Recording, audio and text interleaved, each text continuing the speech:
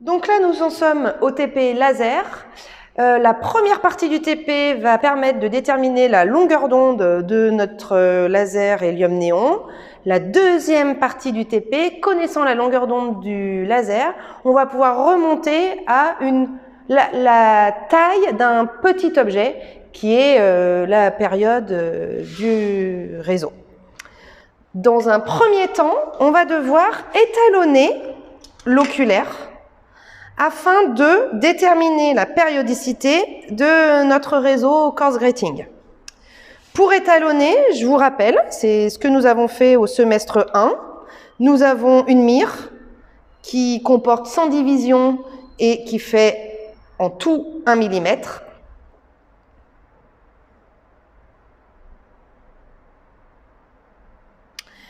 Je la mets sur le microscope. Je focalise et je vois ça. Donc là, vous devez faire correspondre n divisions de l'oculaire avec x millimètres de la mire et vous devez en déduire la valeur d'une division de l'oculaire. Ensuite, on enlève la mire.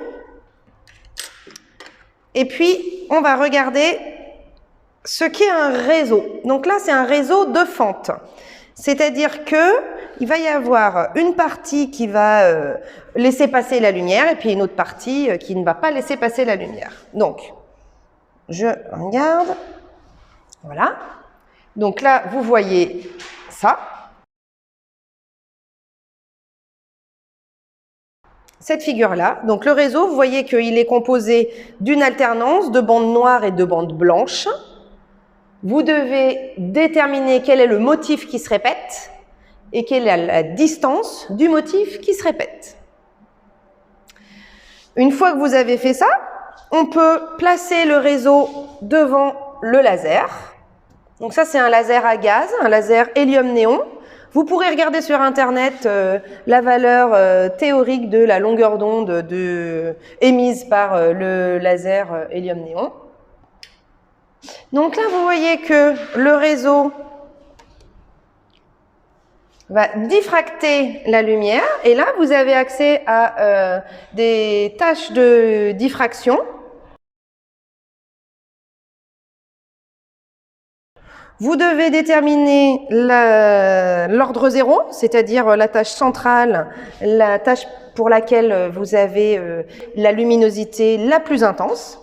Et puis ensuite, vous devez regarder la distance entre les deux premiers voisins, les deux tâches deuxième voisin, etc., etc. Pour ce faire, vous avez cette figure-là.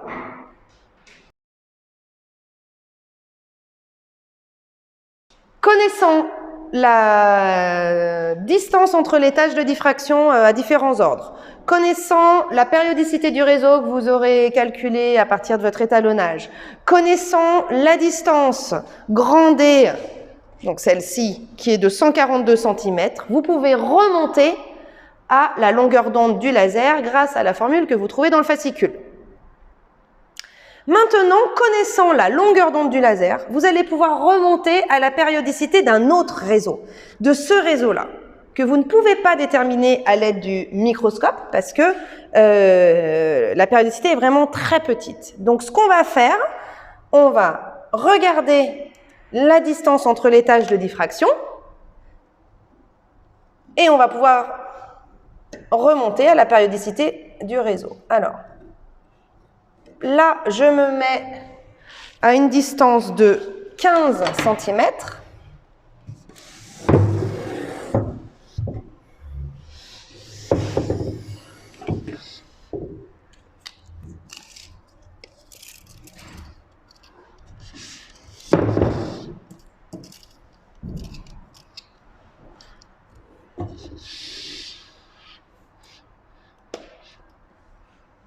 Donc, vous avez cette figure-là.